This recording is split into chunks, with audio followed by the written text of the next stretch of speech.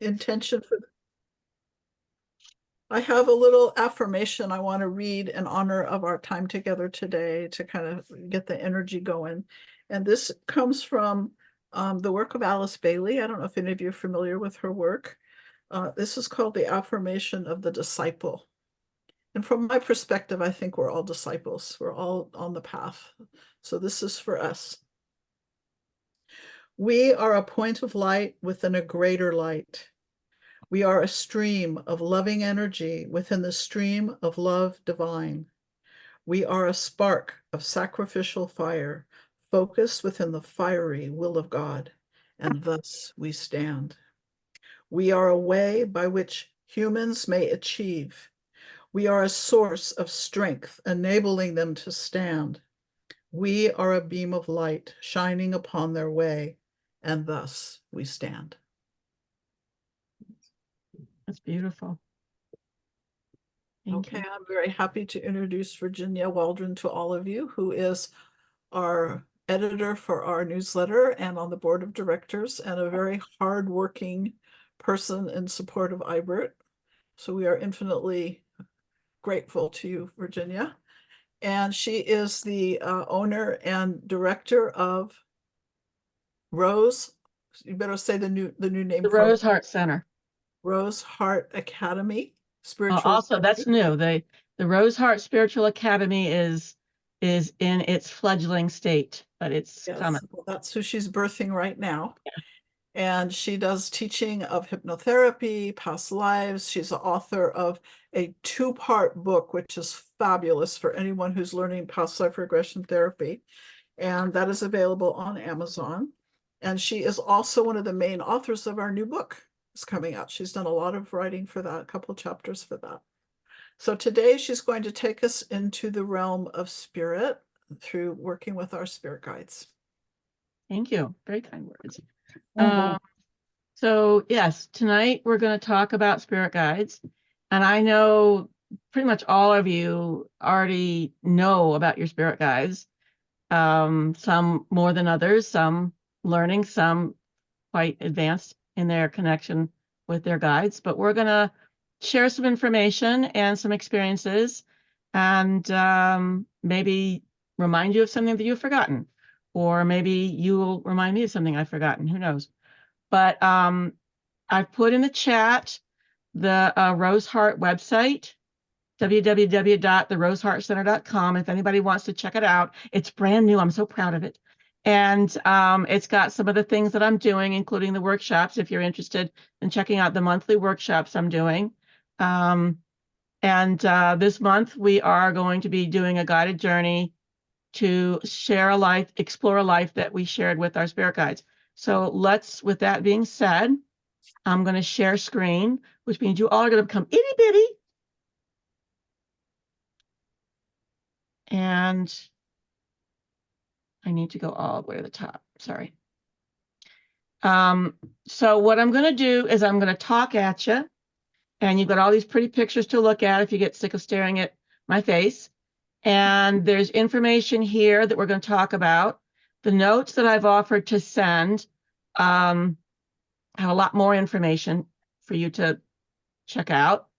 And this is going to focus primarily on spirit guides, although we know we have all kinds of divine guidance, including angelic guidance and animal guides. Tonight we're talking about the spirit guides.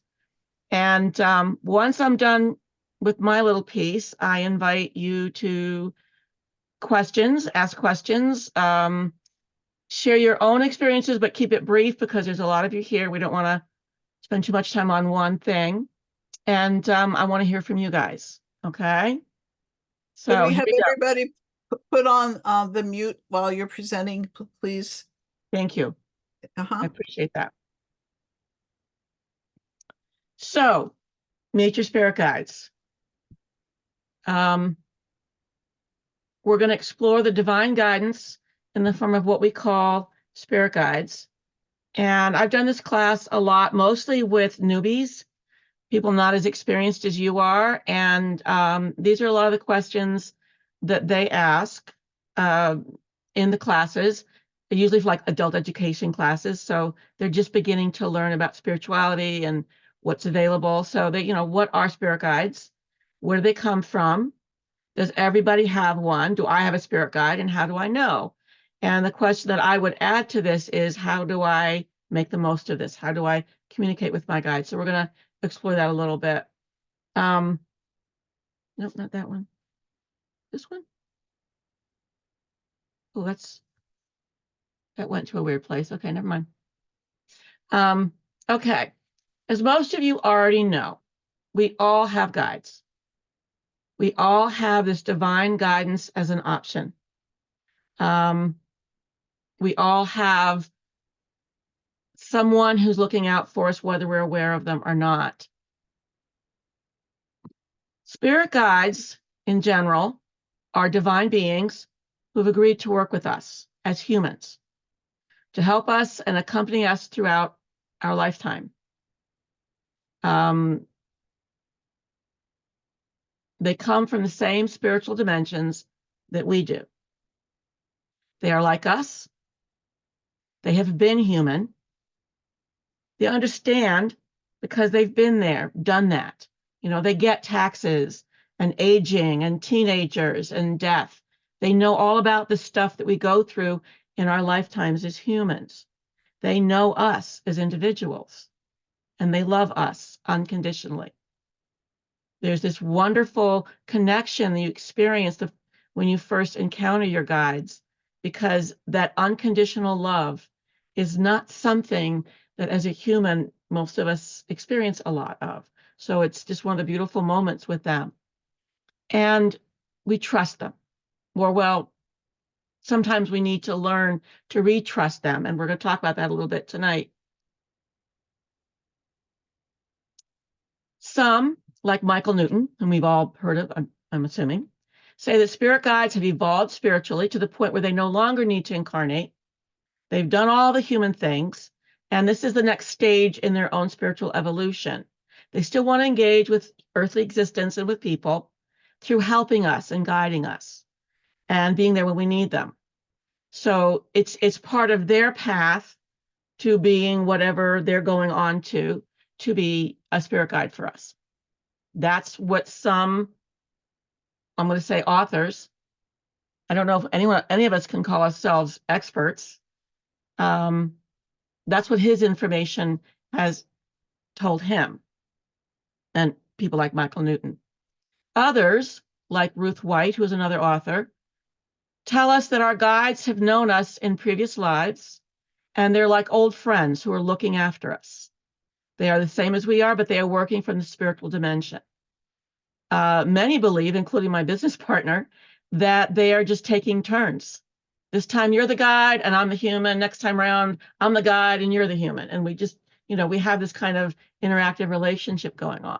So there's a lot of different ideas about what guides, about how we connect with them. But the general idea is they are divine beings, like we are divine beings. They have been human. They know what we're going through. They get it. And that is why they are the best form of guidance for us, because they understand. However you want to find them, define them. The bottom line is we all have spirit guides, most often more than one. We usually have a primary one who is with us every day. I call him the main dude. We can also have several who come in when they're needed. I call them specialists.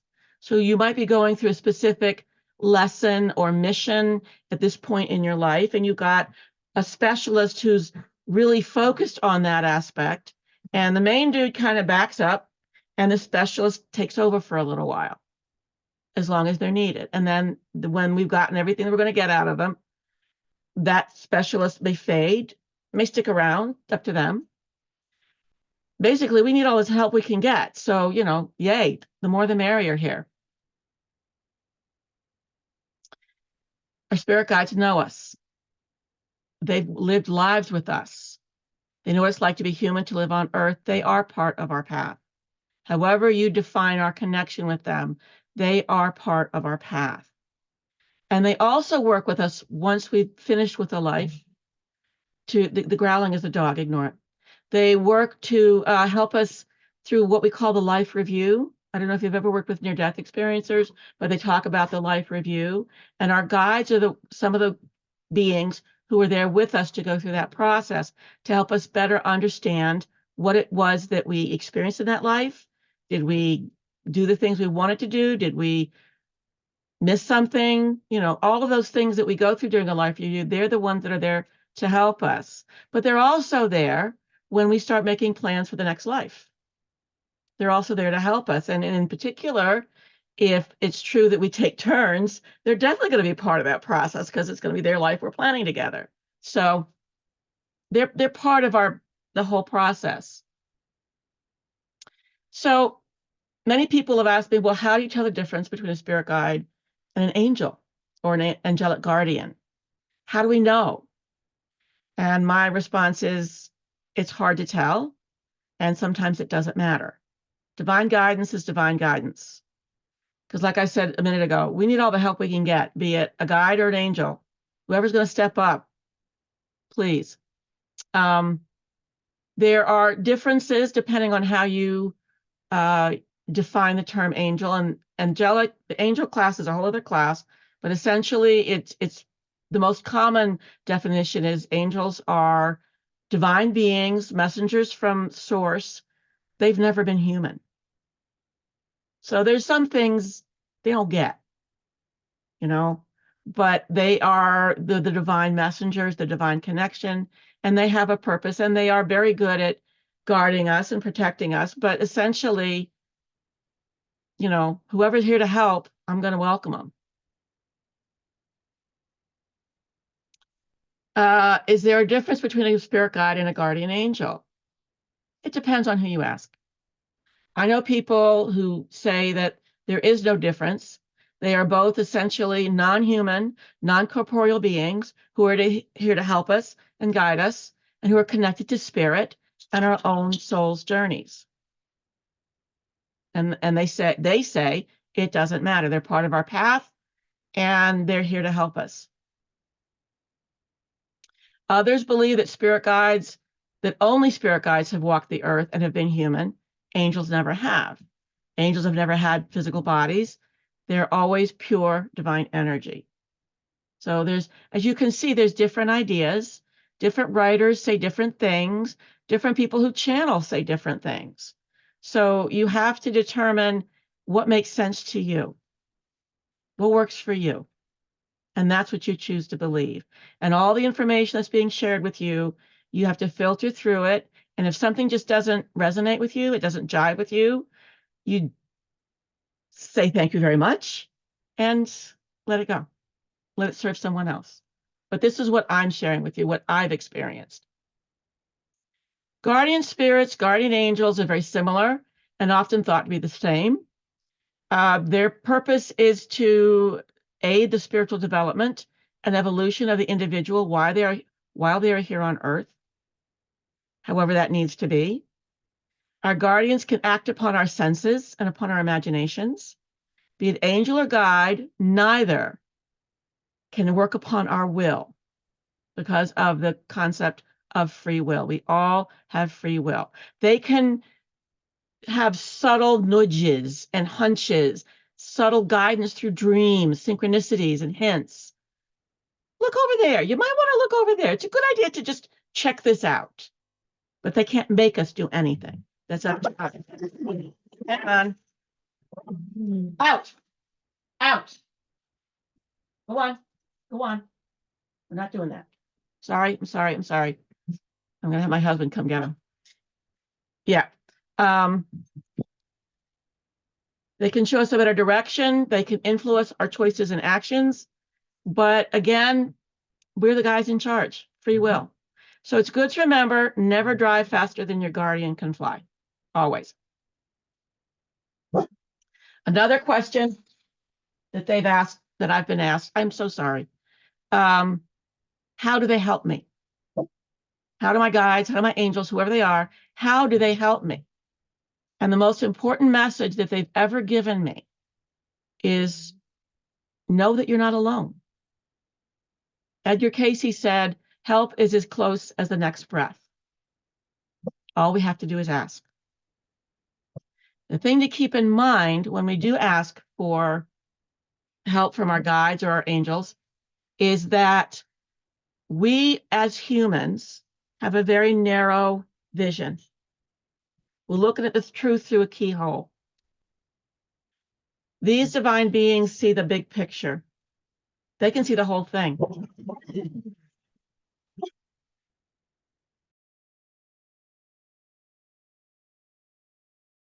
Sorry, dogs are misbehaving. They can see the big picture. And so we might ask, I need more money. Where can I get more money? Help me get more money. When actually what you need is to find a new job or a new place to live or a better relationship. And they can see that while we can't. So their help is based on what serves us best, not necessarily what we want. And we have to trust that. I had one young student who took the class, and then I got a call from him a couple of weeks later, and he said, I just want to let you know that what you told me wasn't true. I asked the guides for help, and they didn't help me. And Ava. And I said, well, what happened? He goes, well, I was shoplifting and I got arrested. Not really clear on the concept there. So they see the big picture. Their help will be for our greatest and highest good. And if it doesn't look like this is what I asked for, this is what you need, always. Okay? And that's an important thing to keep in mind when you're working with angelic help, because it's something that we have not always understood on the human level. Spirit guides do what they can to protect us, even from ourselves. And that's sometimes a serious challenge for some of us. So how to communicate with your spirit guides? This is from a book by Richard Webster, and they're the steps. The first thing you do is give permission.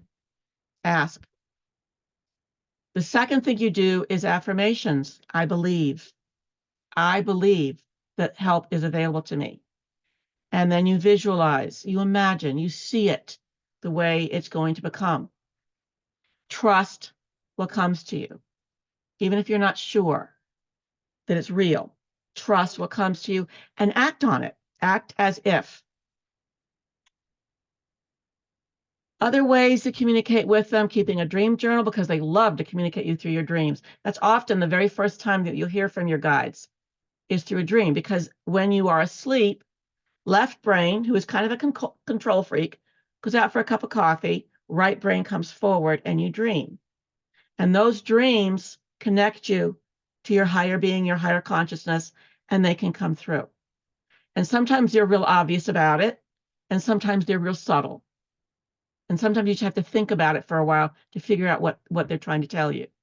But your dreams are very often some of the first places that they communicate with you. And then you can make that a thing. You can write in your dream journal what you want to dream about, and you can ask them, help me with this thing, and you have these cool dreams about it, and you write that in your journal, and it becomes a wonderful party that everybody participates in. Also, meditations are what some people call prayer. It's another way that you can communicate with them. So meditations and prayer. Ask, believe, and then trust. Because if you're asking, but you're not trusting what's coming to you, if you're always second guessing yourself, no, that can't be real. That's not what they meant to do. That's not from them. Then, it's not gonna work so easily. One of the things that I tell many of my students is that learning to communicate with your guides is almost like, imagine that you are a grandparent. I'm a grandparent, so that's easy. And you have this beautiful grandchild that you love ever so dearly, unconditionally. And you've seen this child every day of its little life. And it knows you. It knows your voice. It knows your smell. It knows It knows you, this wonderful child. And so your presence, even just being in the same room with them, makes the child feel safe and protected and loved. Now, this child falls down and they skin their knees and they're crying. It hurts. But you pick that child up and you comfort that child. You hold it in your arms, and just your presence, your voice, and that child calms down because it knows you. She knows that you're the one that's going to make everything better. So that's when our guides are connected with us. But again, imagine you're a grandparent, you have this beautiful grandchild, and they live across the country. You've never seen them. And you love this child anyway. You love this child unconditionally, but this little 3-year-old doesn't know you. So when you go to visit, they're shy, they're a little withdrawn, they don't know who you are. And this child falls and skins their knees. And you do everything you can to comfort this child. But this child doesn't trust you. This child doesn't know you. So it's harder to get the child to calm down. It's harder to get through. So this is with your guides. If you work with them, if you ask, you believe, and you trust, when they communicate with you, you will know who's there. Be open to your guides. They connect to us in whatever way we allow them. Keep track of your dreams. Like I said, it's the first place that they're able to communicate with us. You can talk loud to them. They're listening. Simply like you're having a conversation with a friend. They're always listening. Guidance is everywhere. I love these angels. They're beautiful. Our guides want to help us. They are never too busy or too important to be there for us if we allow it. They want us to know, most importantly, that we do not walk our path alone. And in the dark midnight of the soul, it's nice to know that someone is there on our side. However, like I said before, the first law of the universe is free will. That means we must give them permission in order to step in and help us. I tried giving my guides a blank check. It didn't work. You know, whenever you see I'm in trouble, whenever you see I'm about to do something really stupid, you have my permission to step in. And they're like, nope, doesn't work that way. You have to know enough to ask them when you need the help, when you need the guidance. They're smarter than I am. The question is, are we listening? They can nudge us. They can create a sign or situation that attracts our attention. They can guide us to places that help us remember they are with us. One of the most important things that they want us to know is remember who we are. Remember what we are. They will use whatever means is available to get us to listen, but we have to listen. It is up to us. You open your mind, you open your heart. Be present in that inner awareness and invite them to come in, not unlike prayer or meditation. It's like having a conversation from the heart rather than from the mind. They will always listen, they'll always be with us. But we humans, we're not so good at listening.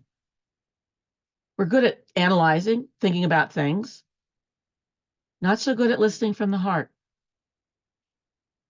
So that's something that maybe we can work on a little bit more. Not just thinking about things, but experiencing them from the heart. When we were children, it was easy. Most kids, they know their guides. It has been shown there was some research that was being done at Stanford in the 80s that children under the age of 12 can see light patterns that adults' eyes can no longer register. There are literally light patterns children can see that we cannot. So when you've got a little kid, that little 3-year-old or 4-year-old, and they see things, you can't see them, doesn't mean they're not real to that child. But as adults, we question. Sometimes that child has been taught not to trust anymore. Sometimes they've been taught through unkindness or bullying at school. Children tend to lose those gifts around the age of 6 or 7 when they're in school. Sometimes they learn not to believe or trust at home. I had one client, she's a beautiful woman, and she said that when she was 5 years old, Jesus started talking to her. He'd come and sit on her bed and tell her all kinds of stories. Gives her all kinds of beautiful stories. But when she told her mother, a good Catholic woman, the mother told her that she was lying and that she had to stop lying. And if she didn't stop lying, she was going to be in trouble. But it's Jesus. Why would Jesus do anything wrong? So they took her to a priest and they exorcised her. 5 years old. It all got squished down. All of her gifts, all those beautiful connections, squished them right down. As a woman in her 40s, she started opening up a little bit, and we worked on that together. But she had to relearn how to communicate, how to be open her heart, and trust. So very often as adults, we've forgotten or it's been beaten out of us or whatever, and we have to learn all over again how to do this consciously and deliberately. It's now unfamiliar, something we've been conditioned not to trust, that inner wisdom, that inner connection with our guides. We have to recondition ourselves to trust, to have an open mind and an open heart, without doubt or fear, like a child. That means we have to do our best to wade through the constant chatter, that monkey mind of the conscious mind, to sit in stillness and listen, to allow them to talk to us. And they will. Now, I've also had clients say to me, well, I went through this terrible thing and I was screaming at my guides to help me and talk to me, and they wouldn't. Well, if you screamed at me, I wouldn't talk to you either. But if you're in an agitated state of mind, if your emotions are all turmoil, and especially if they're negative emotions, they can't get through. So we go back to my story about the grandchild. If that child knows your voice, even if that child is in pain, that voice goes through and connects because we know it. It's familiar. It's loving. But if it's unfamiliar, if we don't know what it means to have your guides communicating with you, and you're upset and in pain or fear or doubt, it'd be harder for them to get through to us. So that's why you want to start working with your guides on a normal day, just an average day. Start connecting so that when you need them, you will hear them.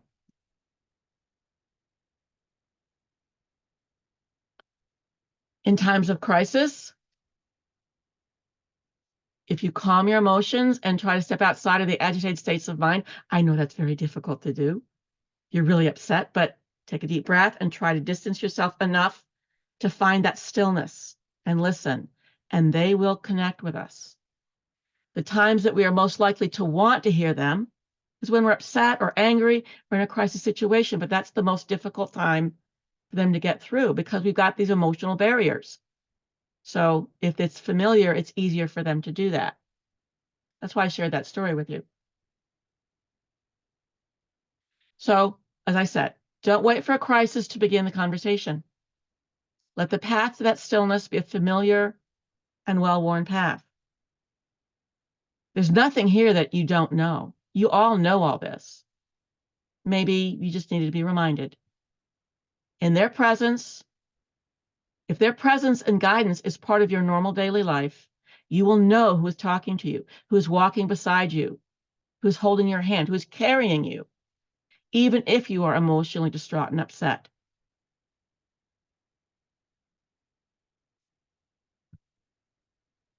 When we ask for divine guidance and help, help is given.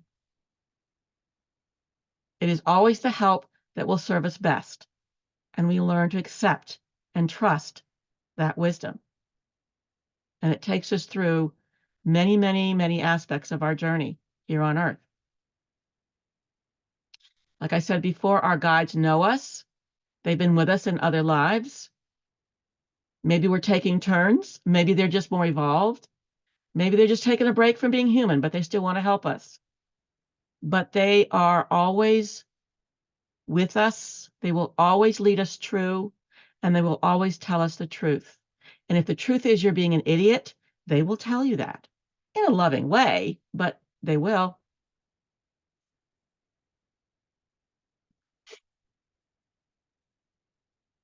So I got my little funnies.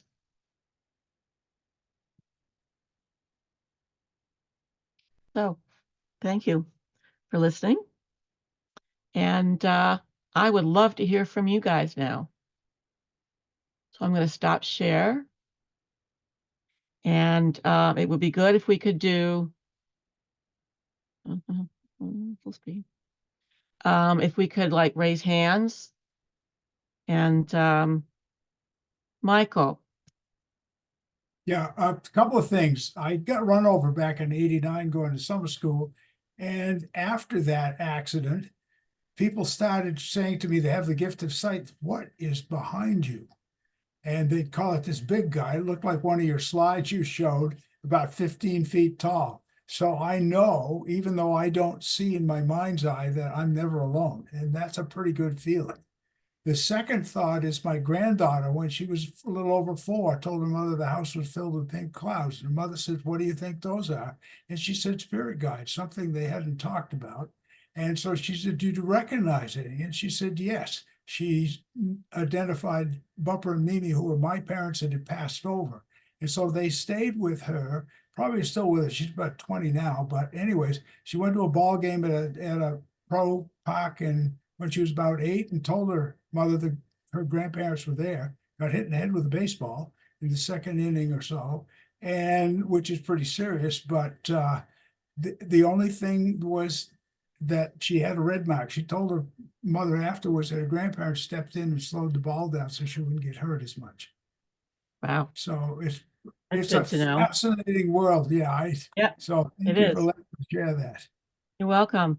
I've had it said, and I tested with my own children, if they're under a certain age, they can like little guys. So like I think my daughter was 4 when I asked her, before you were you, who were you? And she told me all about a previous life she lived that had words that a 4-year-old wouldn't know. Like I lived in Paris, stuff like that. So yeah, when they're little, they can see things, they know stuff because they don't know they're not supposed to. No one's beaten that out of them yet. They haven't read the manual. And so it's fun to chat with them about it. Anybody else? Thank you, Michael. Who else wants to share a story? Yeah. Or you, Kim. Hi. Oh my gosh. I really love that. One of the things about that presentation though is I feel so elevated. I feel like it's just easier to hear those voices, the way you came at that. That's just such a nice way to position it for our clients, isn't it? Because in that softness and sweetness, we can hear so much better. And I was gonna say, and you just said it, but I love asking little kids where they were before. Although my family is, I would say, violently opposed to this way of life. And so I ask them very quietly, but they'll tell me all kinds of great stories. And children love sharing that. And I think they feel closer to those guides. I don't know, it just feels like a responsibility to let them know that's okay in whatever way we can, because they don't ever have to lose that, do they? We try to condition them out of it, but they don't have to if we just let them continue. Yeah. There's a wonderful story about Edgar Casey along those lines. When he was a little kid, he could see nature spirits, angels, guides when he was little. And he saw them as other children that he played with all the time. They were his little friends. And then when he was in school, 6 or 7, he told his mother, I have these extra friends. And her mother said, "That's wonderful, dear. And you know, thank you for sharing this with me. But please don't tell your friends at school. They won't believe you. But I believe you because your grandfather could see them." So although he was born a good Southern Baptist, his mother was open-minded enough to recognize this is something that needs to be nurtured and supported, but also don't tell everybody. You know, they won't understand. And look what he went on to do. Very cool things. Nice. Thank you. Anybody I have else? a question.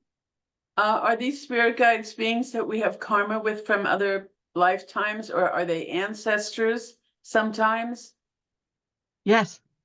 And do they have nothing to do other than just watch us 24/7? I have lots to do. But understand, there's no time where they are. Right. There is no 24/7 where they are. But is that like their full-time profession? Probably not.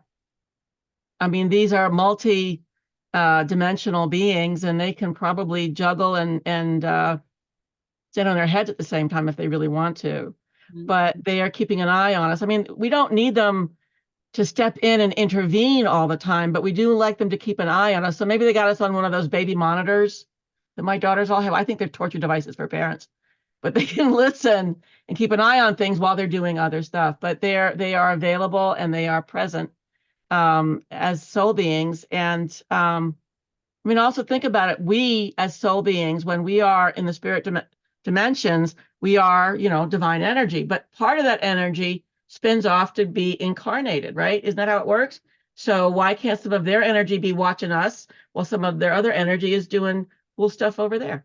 Why not? Okay, so these are beings that we have karma with. We know them from previous, and they love us. They love us. They know us from previous lives. I don't know what karma they might have. Yeah, they might. We're connected to them. But yeah, they know us from previous lives. Or maybe Ruth White channels Brother Gildas, who was a monk in a previous life with her, and he presents himself as Brother Gildas because that's the face that she recognizes. That's not his true being, and that's not his true name. He's someone that she knew in this one past life, and he presents as that individual, so she recognizes him. So, yeah. Anybody else? Melinda. Okay, hi. Thanks for that question about the difference between a spirit guide or an angel.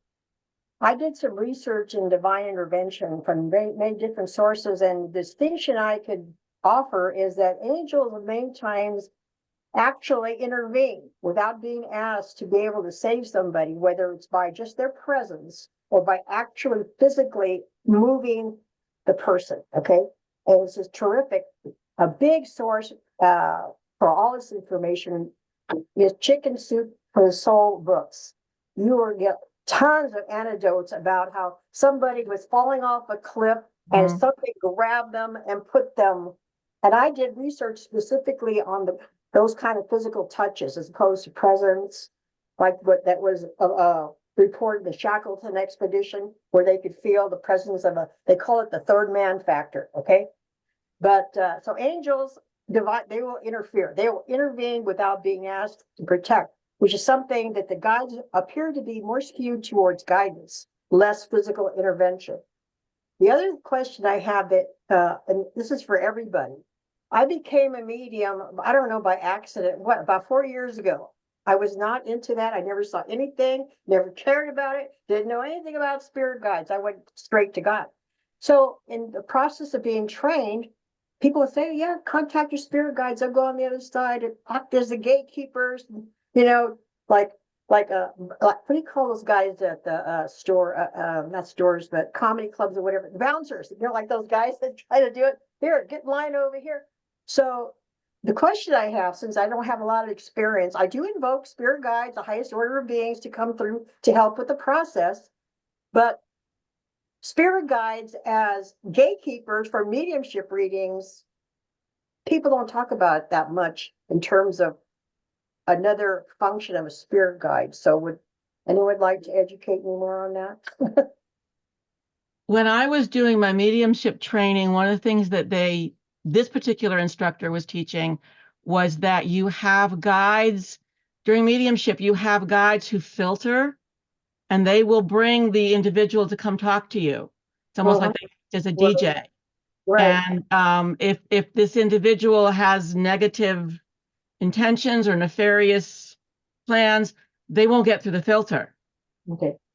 So that's the guides that I've worked with sometimes, not always, but in mediumship, those are the guides but those aren't my personal guides. Those are they had a name for them. It was like a committee. And they have a specific task to do. So they're really apart from being a personal guide, which makes sense because they're like they're an arbiter or whatever you want to call it. Yes, They're not yeah. they're the ones picking the people to bring through. Well, that makes sense. So that's another type of guide, not necessarily a spirit guide. Thank you. Yeah. You're welcome. I've heard of firing one's guides. You're fired. I'm done with you.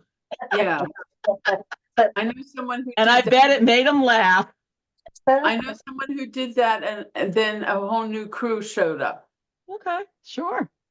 Maybe it was time. My old I hear friend, my spirits guides laugh a lot. They think I'm pretty funny. Disturbing.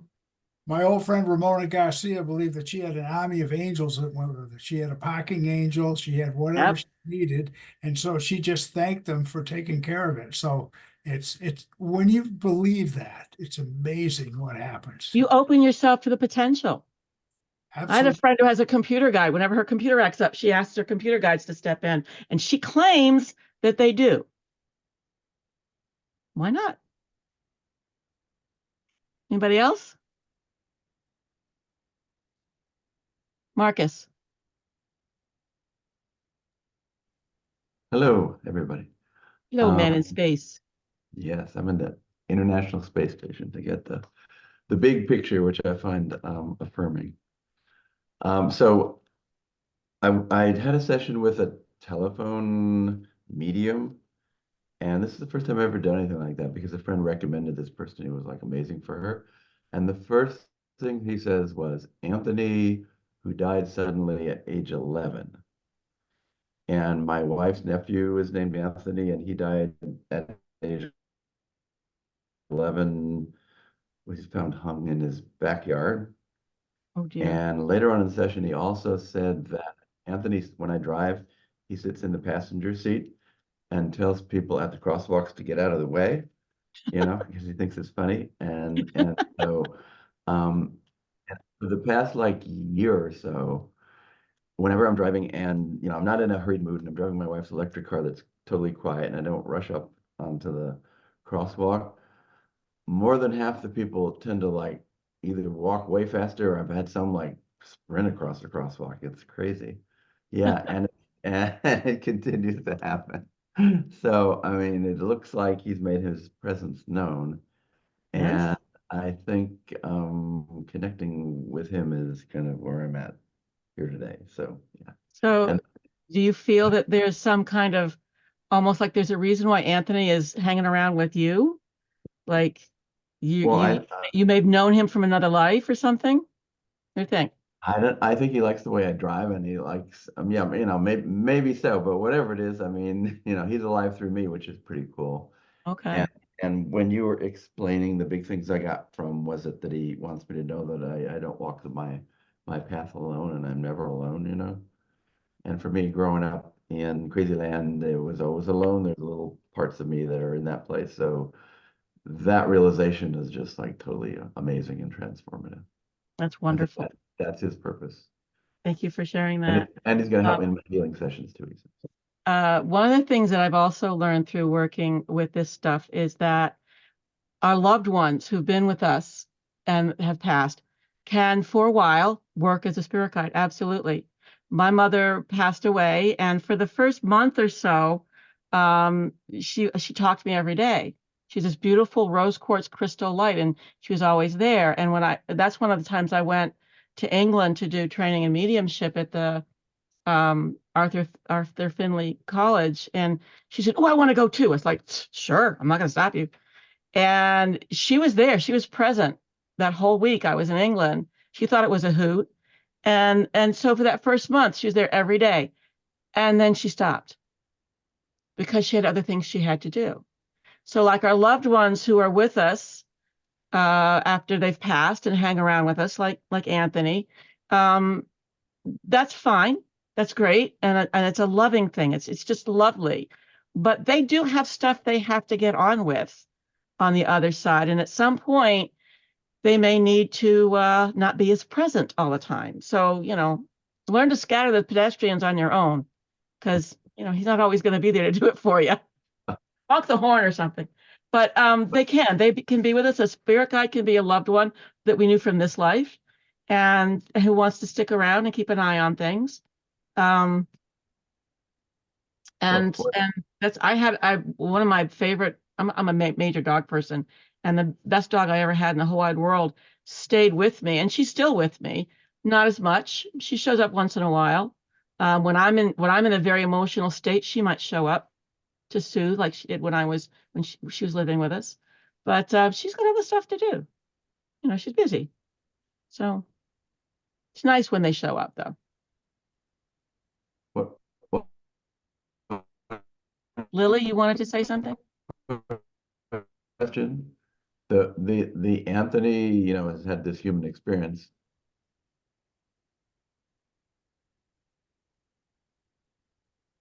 Mike, you're he's frozen. frozen. Marcus, you're frozen. Oh, yeah. Yeah, you were Oh, frozen. okay. So the Anthony that's, been human for 11 years, right? Has he acquired, information, knowledge from the inner life, or is it still that Anthony that's only had 11 years of Well, world? understand, he's presenting as Anthony because that's how you knew him. Yeah. That's not who he really is. That's just part of who he is. He's this beautiful, magnificent being with a beautiful, magnificent name. And he's hanging around with you because you're a cool dude and he wants to be with you for a little bit longer. But he's doing other stuff as well. And at some point, he may decide, I'll check with you later. I got to go, Marcus. And, but he's That's okay. still connected to you and he's still connected to the higher realms as well. Thanks. Lily, you were going to say something. Well, yes, actually, it's an experience, and then I have a question. Since I was a kid, I could hear things, and I used to mention it to my mom and my grandmother, and they would always tell me, "Don't listen to that because that's bad spirit. You don't want to mingle with them." And then I had like feelings, like I would start like hyperventilating, like I could feel this moving really fast.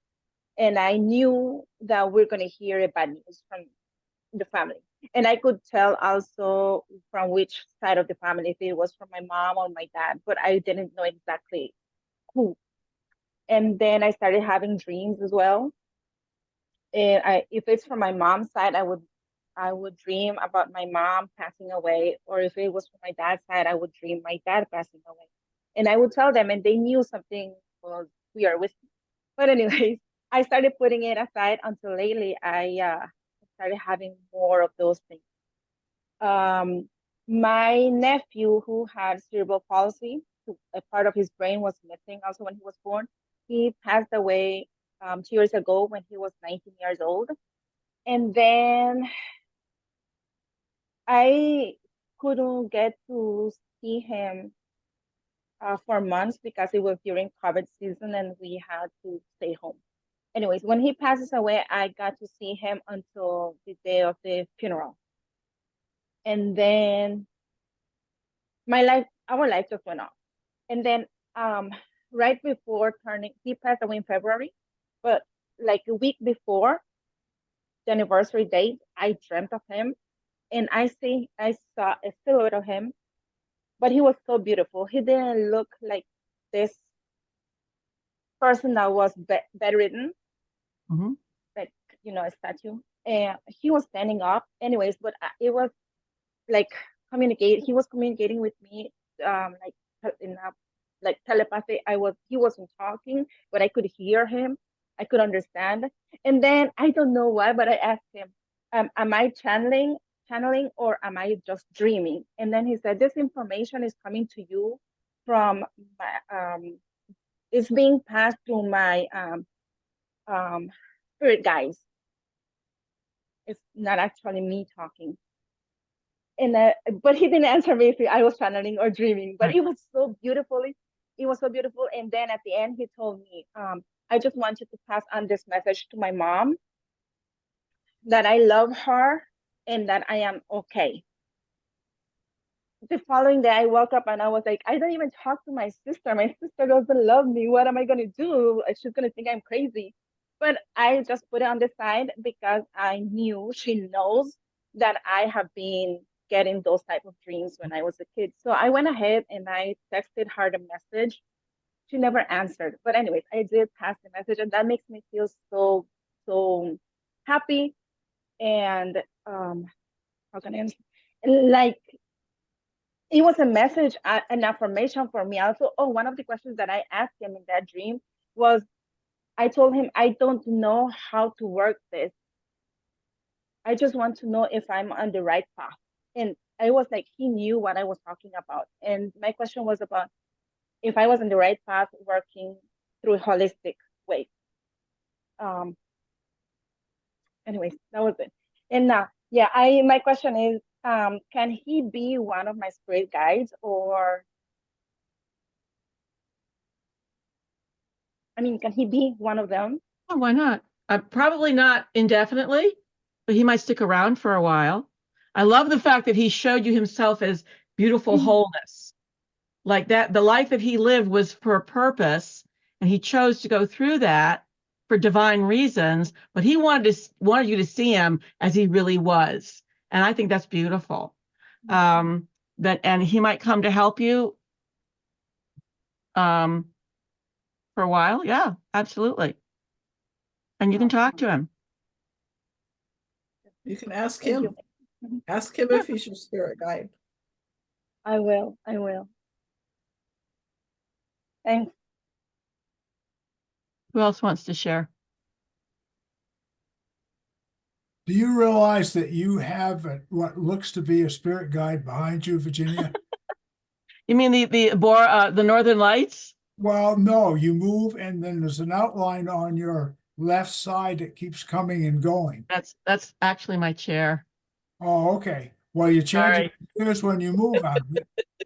But it's good effect anyway. This So. is one of those wonderful fake backgrounds because I'm actually sitting in a room that is totally chaotic and messy, and you don't need to see it with dogs bouncing around. So this is much nicer. But thank you, Michael. Who else wants to share? Kristen. I'll just share briefly a sweet anecdote from when I was about 12 and a half or 13. I was babysitting my young cousin who's more like a sister to me. And so we were sitting on the floor and we're playing, and she went into kind of an altered state of consciousness. I didn't recognize at 13, but she started saying things beyond the capacity of a 3-year-old, and talking to me about these were her words, Jerry, who picks me up when I fall down. And I asked her a little more about Jerry, and she repeated that. And then she told me about experiences with him that sounded like astral projection.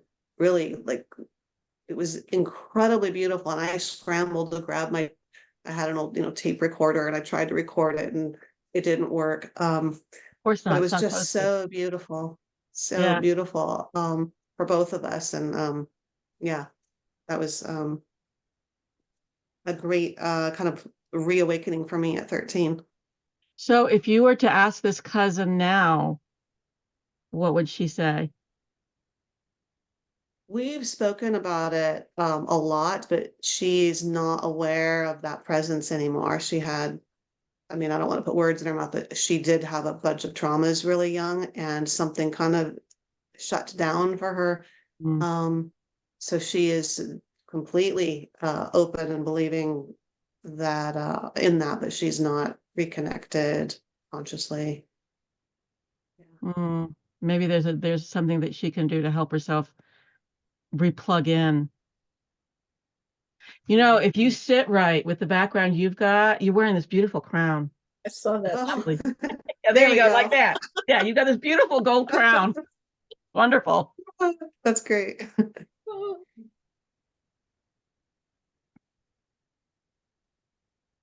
There's another hand up. Yeah, Elmdea? How do you pronounce your name? Elmdea. Elmdea. That's My- elegant. My great grandmother's name. She was from the Frisian Islands. They're off the northwest coast of Germany. Yeah, Elmdea. And the Okay. translation is Goddess of the Elm. Hey, all right. I'll take it. So Yeah, really. So this was a requested spirit visitation. My father had died, and about 3 weeks after he died, I wanted to get in touch with him. Part of it was quite selfish and not necessarily altruistic, because he wasn't a pleasant man. He was a misogynist, a bigot, alcoholic. Yeah, and I just wanted to make sure that. Yeah, I understand. Yeah.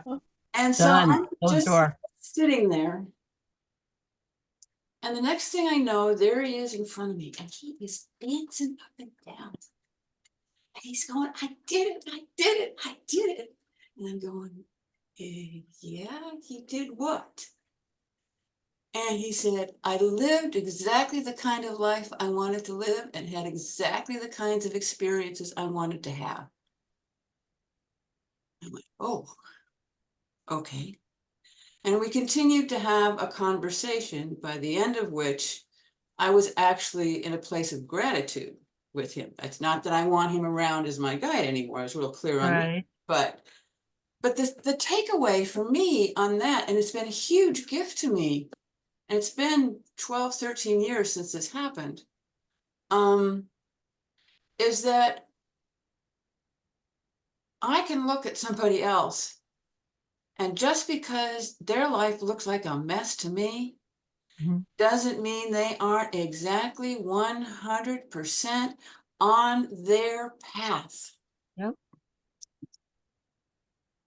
And we can appreciate that.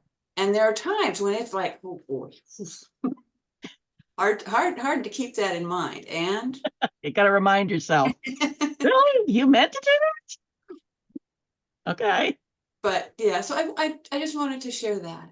Yeah, it was good that he was able to communicate that with you. Because look It at the door it was. opened for you. Yeah. I mean, it was a huge gift. I mean, from a man that yeah, he was a challenge. Yep. I had similar issues with my mother when she was alive. We were estranged. We were not friends. And after she passed and all of that fell away and I saw the real being that she was, yeah, that was a big difference. They have to go through what they have to go through, even if they're broken. It's part of their path. Yeah. Yep. Yep. Thank you. You're welcome.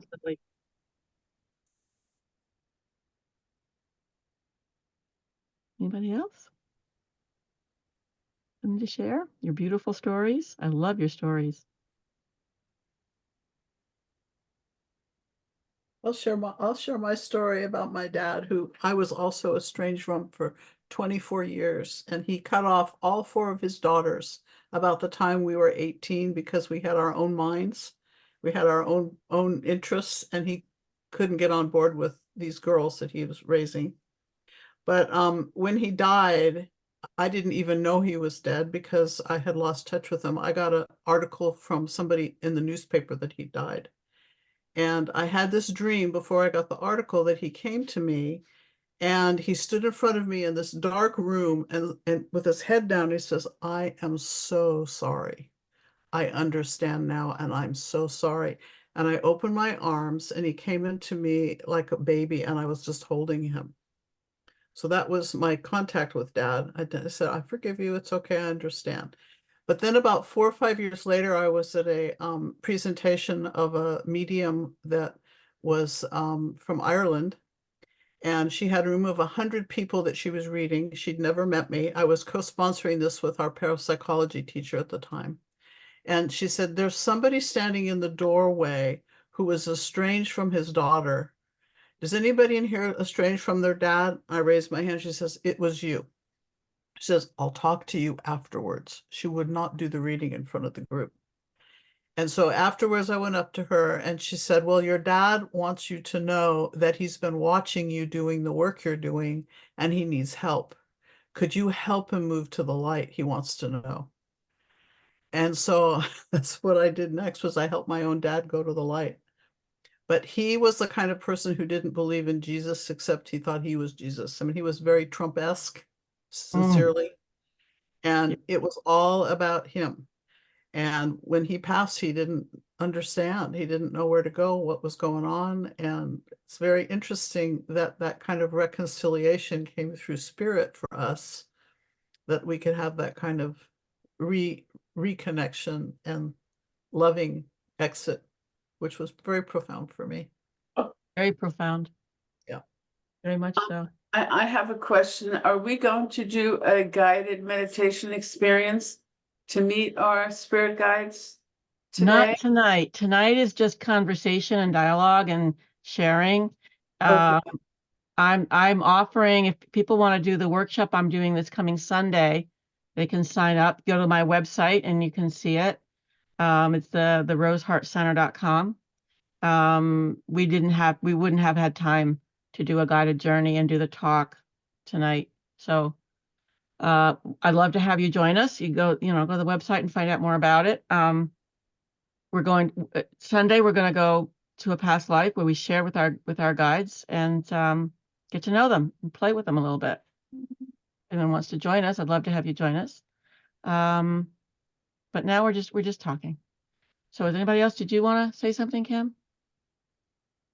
You look like, no, okay, sorry. Anybody else?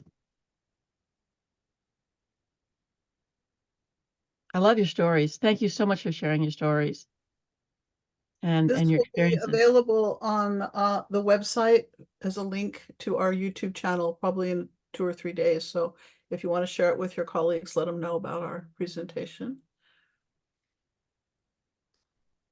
Thank you, Virginia. Thank you for having me and for listening to me. Thank Just tell me you. when to stop Thank you. talking and I'll shut up. Thank you.